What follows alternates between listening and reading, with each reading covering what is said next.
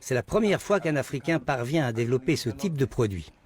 Si je vous disais le nombre de composants présents dans cet objet pour le rendre opérationnel. Il y a une petite caméra qui doit être programmée. Vous devez placer des capteurs pour pouvoir la déclencher. Combien de temps ça a pris pour faire ça? C'était notre première fois. Il nous a fallu 1 an. Nous n'avions aucune expérience dans la fabrication de satellites. Donc nous devions commencer par le CANSAT. On a appris par nous-mêmes, sur Internet, comment connecter les pièces entre elles. Juste sur Internet? Oui, Le CANSAT est donc le grand frère du GANASAT. Pour mettre un satellite en orbite, un autre prérequis est indispensable. Il faut avoir une station au sol pour communiquer avec le satellite. C'est ce que fait ce système que vous voyez ici. Cette unité intérieure est connectée à celle de l'extérieur, là où se trouve l'antenne.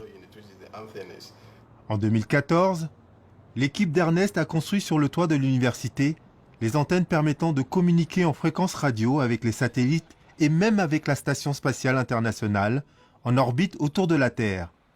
Quant au satellite fabriqué ici, il est contenu dans un simple cube de 10 cm de côté. voici le prototype du GANASAT 1 original. Ça ressemble à ça. Ça.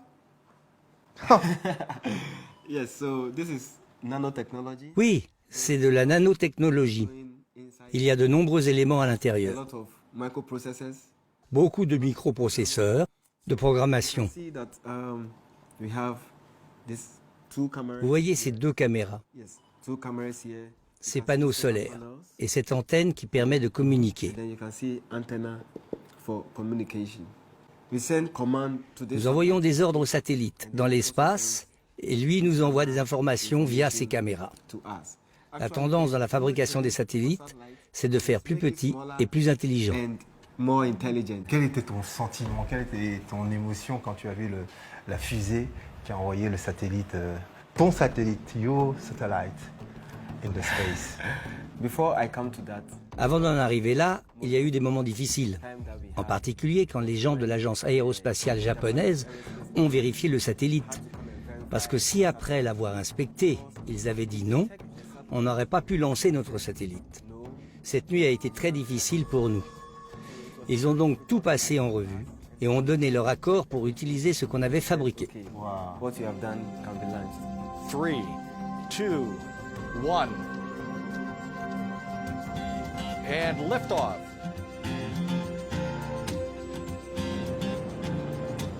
Factor.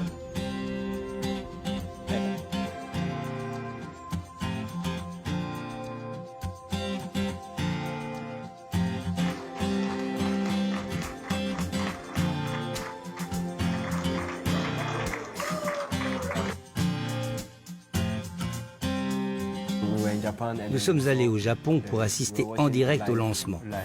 Tout le monde était fier. Le président ghanéen aussi. C'est comme si nous avions étonné le monde entier.